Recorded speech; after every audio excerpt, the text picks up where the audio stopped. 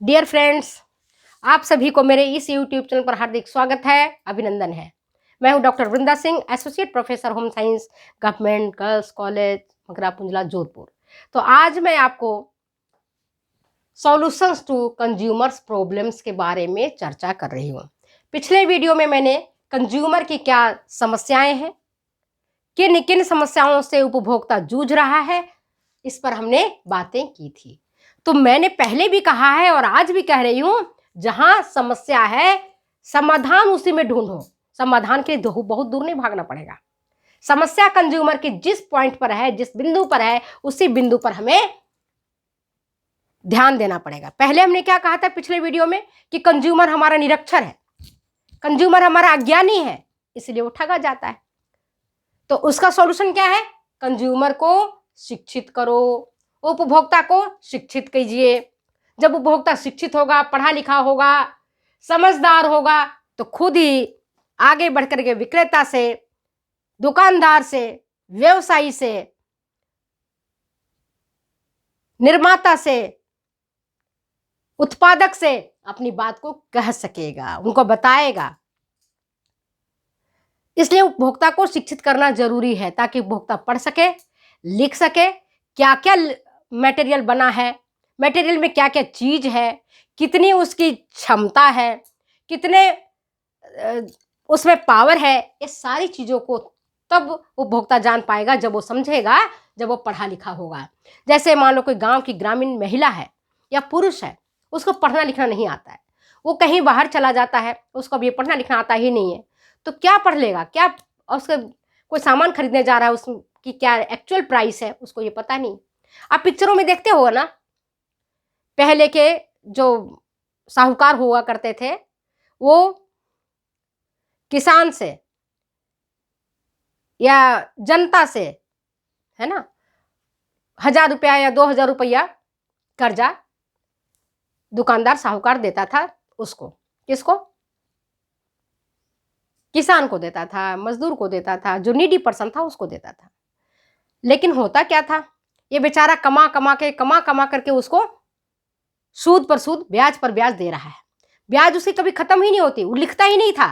100 का 1,000 लिख देता, 1,000 का एक बिंदी बढ़ा के 10,000 लिख देता। पढ़ा लिखा था नहीं, अंगूठा लगा देता था। पिक्चरों की बात बता रही हूँ मैं, एक आध पिक्चर मैंने भी देखी इस तरह की। और फिर जब उन्हीं का एक वंश औलाद में जब आता है और देखता है कि ये तब से हमारे दादाजी चुका रहे हैं, मेरे पिताजी ने चुका दिया, मुझसे भी चुकाने के लिए कह रहा है, अब लड़ाई लड़ता है।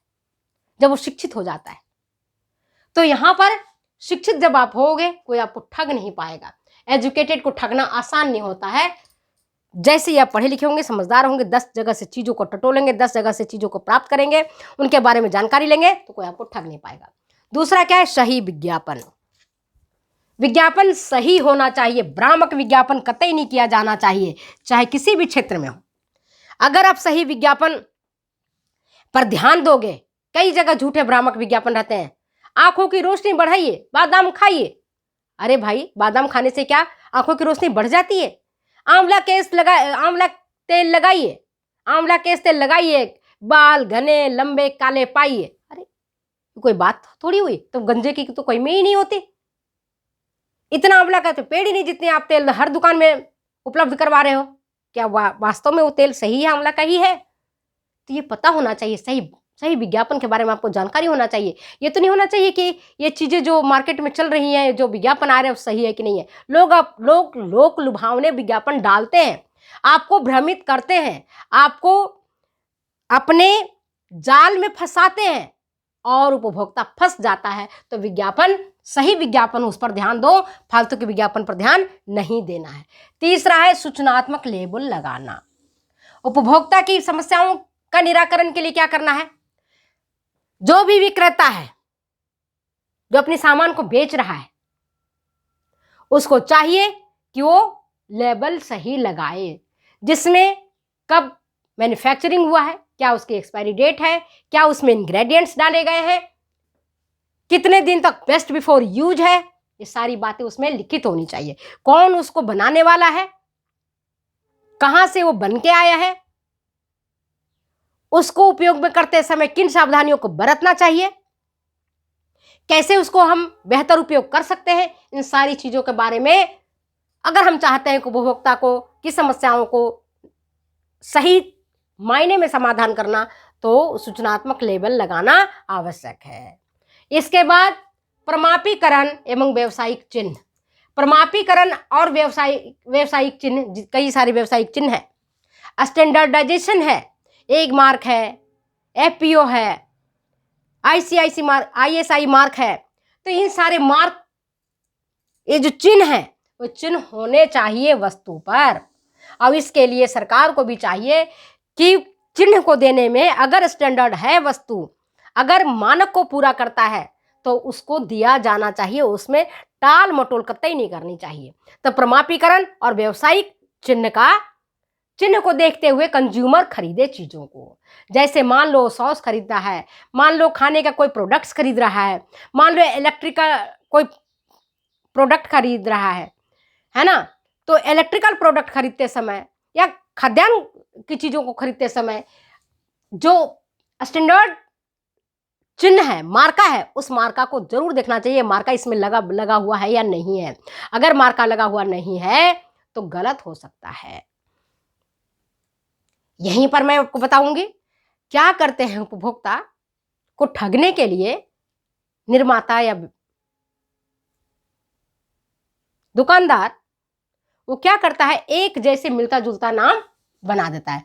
मैं एक एग्जांपल देती हूँ। बहुत पहले मैं छोटी थी तो एक चीज बिकता था बैरोलिन करके, और एक होता था बोरोलिन करके। बोरोलिन आज भी चलता है नहीं बोरोलिन, है ना। कटे फटे होंठ को कहते, विज्ञापन भी आता है, आपके होंठ एकदम बड़े बड़े चमकीले हो जाएंगे, मुलायम हो जाएंगे, फटेंगे नहीं, ऐसा वैसा। तो वहां पर बैरोलिन लिखा हुआ था। अब किसको पता है, कम पढ़े लिखे लोग हैं तो बैरोलिन की स्पेलिंग क्या है या बोरोलिन की स्पेलिंग है क्या थोड़ा सा अंतर किया, ए और ओ में अंतर कर दिया। ए और ओ में अंतर करके लोग समझ रहे हैं कि बोरोलिन मुझे तो सस्ते दाम में मिल रहा है, बाजार में जाती हूँ तो बोरोलिन का दाम तो 5 रुपये है, ये तो मुझे 2.5 रुपये में दे रहा है बोरोलिन। बहुत लोगों का स्पेलिंग नहीं पता, तो बैरोलिन करके बोरोलिन को बैरोलिन करके बेच देता है, बैरोलिन को भी बोरोलिन बना देता है। तो ये सब चीज़ पर हमें ध्यान रखना पड़ेगा। कब? जब हम एजुकेट होंगे। और प्रमापीकरण की और जो व्यावसायिक चिन्ह है उसका हमें जरूर ध्यान में रखना चाहिए। नेक्स्ट है उपभोक्ता संघ। उपभोक्ता संघ, मान लो उपभोक्ता अकेला है, मैंने पहले भी बताया था उपभोक्ता अकेला है और निर्माता संगठित है। निर्माता संगठित है, उपभोक्ता अकेला है, तो वैसी स्थिति में क्या करे उपभोक्ता? अपना एक उसका ऑर्गेनाइजेशन होना चाहिए, उसको सहकारी दुकान उसके लिए उपलब्ध होनी चाहिए, जहां पर सही कीमत में वस्तुएं उपलब्ध करवाई जा सके, जहां वो ठगा नहीं जा सके। इसके लिए क्या करना चाहिए उपभोक्ता संघ के लिए? उचित दर की दुकानें खोलना चाहिए, जैसे चावल की है, दाल की है, साग सब्जियों की है, जो रोजमर्रा की चीजें हैं, कम से कम उन चीजों के लिए उचित दर पर अगर दुकानें खोली जाएं तो उपभोक्ता को ठगे जाने की समस्याएं कम हो जाती हैं और उपभोक्ता की समस्याएं हैं उस पर काबू पाया जा सकता है। क्या? उचित दर की दुकानों को खोलना। दूसरा क्या होता है? सही भार और माप के लिए कानून बनाना। लोग क्या करते हैं, कमी कर देते हैं वजन में या मिलावट कर देते हैं, जैसे जीरा में मिलावट कर दिया, काली मिर्च मिलावट कर दिया, हल्दी में मिलावट कर दिया, घी में मिलावट कर दिया, आटा में मिलावट कर दिया। आज ऐसा कोई भी इंग्रेडिएंट शायद ही है, खाने पीने वाली खास करके वस्तुएं, दूध, दही, घी, क्रीम, पनीर, जिसमें कि मिलावट नहीं की गई हो। इसे मिलावट की जाती है।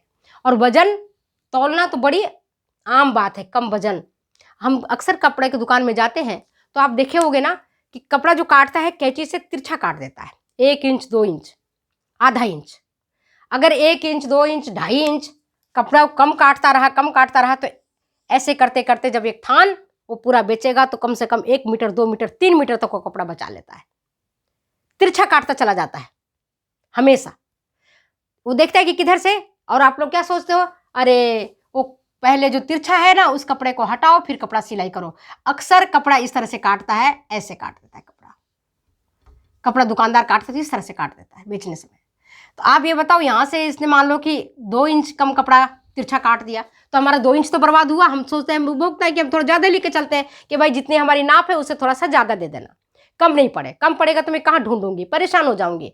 तो हम मान के पहले ही चलते हैं मार्केट में कि थोड़ा सा ज़्यादा देना, और इसका फ़ायदा दुकानदार उठाता है। 2 इंच, 1.5 इंच, 2.5 इंच वो कम कपड़ा काटता है ना, कम माप का कपड़ा काटता है, और उपभोक्ता इसमें ठगा जाता है। और हमारे जैसे उपभोक्ता जो जाके कहते हैं भैया तिरछा कपड़ा मत काटना, तो कहा मैडम कहीं करो, तिरछा कपड़ा कहीं क्यों नहीं काटे, ये तो तिरछो है, ताकि लेनी है तो लो, नहीं लेनी है तो जाओ। जैसे पिछले बार भी मैंने कहा था कि जो विक्रेता होता है ना, उपभोक्ता के साथ सही तरीके से व्यवहार नहीं करता है।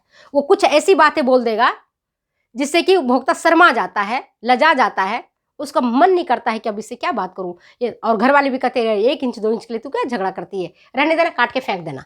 तो हम इस तरह से जो इग्नोर मारते जाते हैं, रहने दो, काट के फेंक देना, या कम माप का, या 50 ग्राम के लिए क्यों झगड़ा कर रही है, 10 ग्राम के लिए क्यों झगड़ा कर रही है। जो हम उचित भार और माप के लिए अगर कोई व्यक्ति कम सही मतलब कि 1 किलो कह करके अगर वो 50 ग्राम कम देता है, 25 ग्राम कर देता है, कम देता है, या 2 मीटर कपड़ा कह करके उसने 2 इंच कम दिया, 1 इंच कम दिया, तो उसके लिए सही कानून बनाना चाहिए, और उस कानून के तहत उसको फंसा करके उसको सजा देनी चाहिए, तब जा करके उपभोक्ता की समस्याओं का समाधान हो पाएगा। नेक्स्ट है, इसी से संबंधित कानूनी कार्यवाही त्वरित गति से करना। कानूनी कार्यवाही, हमारे भारत का जो कानून है और जो कार्यवाही की जाती है बहुत विलंब से होता है। आज कोर्ट में केस गया है ना, और केस कोर्ट में जाने के बाद तारीख पर तारीख पड़ता है, वकील सुनवाई पर सुनवाई करता है, फैसला जल्दी नहीं होता है। तो कम से कम जो आप कंज्यूमर्स की समस्याओं से संबंधित जो बातें हैं उन पर त्वरित कार्यवाही की जानी चाहिए, उस पर त्वरित मतलब जल्दी से, ताकि हम जब मान लो उपभोक्ता है तो हमें जल्दी न्याय मिल सके। एक एग्जाम्पल मैं बता रही हूँ अपने घर की। मैं आज से 15-20 साल पहले, 20 साल मान लो, मेरा मकान बन रहा था, और मैं गई लाने के लिए टाइल्स, है ना, दीवारों में टाइल लगते हैं ना, किचन में टाइल्स, बाथरूम में टाइल्स, तो लगाने के लिए मैं भी गई थी मार्केट में, और देखा मैंने, और मैंने पसंद किया कि भैया ये टाइल्स मुझे दे दो। जब टाइल्स उसने दे दिया तो उसमें से कई सारे डिब्बे ऐसे थे टाइल्स का जो कि टूटा हुआ था। टाइल्स टूटे हुए थे, टेढ़े मेढ़े थे, और कहीं कोई टाइल्स यहाँ से टूटा हुआ था, कोई यहाँ से टूटा हुआ था, कोई यहाँ से टूटा हुआ था। जब मैं टाइल्स लेकर के आई, उसने तो पेमेंट हमसे ले लिया और टाइल्स भिजवा दी। भिजवाने के बाद जब टाइल्स वो लगा, और खुदा न खास्ते उस समय मैं यहीं थी छुट्टी पर, और जाकर के मैंने बाथरूम में देखा कि भाई टूटी टाइल क्यों लगा रहे हो। कहता है मैडम टूटे ही टाइल्स आए हैं आपके। अब मेरा तो दिमाग खराब हो गया, क्योंकि उपभोक्ता मंच मैंने भी पढ़ा हुआ था, और मुझे लगा था इसने मुझे ठग लिया पैसे। तो और कई सारे टाइल्स के पैक ऐसा भी आपने देखे होंगे कि जितना पैकेट में लिखा हुआ है उससे ज़्यादा दाम विक्रेता नहीं ले सकता है, लेकिन यहाँ हमने देखा कि विक्रेता उससे ज़्यादा दाम लिखा हुआ था। दाम लिखा हुआ था 450, वो हमसे पैसा लिया था 600। मेरा तो दिमाग भन आ गया। मैंने कहा पहले तो इनको तो हटा दो आप टाइल्स को, जो आप टूटे हुए टाइल्स लगाए हो उस सबको हटा दो आप, कि मैडम आपका बहुत पानी नुकसान होगा, वाइट सीमेंट खराब होगा, हो जाने दो, मजदूरी खराब होगा, हमने मजदूरी भी खराब हो जाने दो, पर इसको हटा दो आप। हटाने के बाद मैं उस दुकानदार के पास गई, और मैंने उनको ये कहा भैया आपने जो ये हमें टाइल्सें दी, आपने एक तो जो छपी हुई कीमत है उससे आपने ज़्यादा दिया, दूसरी बात आपने टूटे टाइल्स भिजवा दिए, आपने क्या किया। अब देखो दुकानदार कितना वो शैतान था, उसने क्या कहा, मैडम हमने आपको भिजवा दी थी, टाइल्स आपके रास्ते में टूटा होगा, मुझे नहीं पता। हमने कहा चलो वहाँ तो अपनी समस्या का समाधान कर दिया, तो रास्ते में टाइल्स टूट गया, या हमारा कारीगर ने टाइल्स को तोड़ दिया, है ना, जैसे भी टूटा। लेकिन ये जो प्राइस लिखा हुआ है, आपने 450 उस पैकेट में लिखा हुआ, अपने मुझसे 600 लिया या 500 रुपया, ये क्यों लिया, ये तो पैसा लौटाओगे। वो बिल्कुल बदल गया। हमने कहा कि भैया हम उपभोक्ता मंच में जाते हैं, हम आपकी शिकायत करेंगे, हम आपकी शिकायत करेंगे। क्या कहा उसने, जवाब जो दिया, और मैं अपने बताऊं, मेरे घर वालों ने कहा कि क्या लड़ाई झगड़ा करेगी, इतना टाइम लगेगा, थोड़ी सी तो टाइल से है, रहने दे, मान गए कि हम हार गए हैं, हार जाने दो, ऐसे करके उन्होंने मुझे रोक लिया। तो इसका फायदा वो विक्रेता उठाता है। मान लो हम एक बार ठगे गए, दूसरे भी एक बार ठगे जाएंगे। तो इस तरह से विक्रेता उसका फायदा उठाता है। तो अगर और हमें पता था कि उपभोक्ता मंच में इतनी जल्दी जा करके हम शिकायत करेंगे, उसमें 5 महीना 6 महीना साल भर लग सकता है। अगर कानूनी कार्यवाही त्वरित गति से हो, हमको लगा कि नहीं हमें 10 दिन में या 15 दिन में या 5 दिन में हमारा इसके ऊपर निर्णय हो जाएगा, तो हम उसमें कर सकते हैं। लेकिन जैसा गलती मैंने किया वैसा गलती आप लोग मत करना, मैं तो एक एग्जाम्पल दिया है। नेक्स्ट है,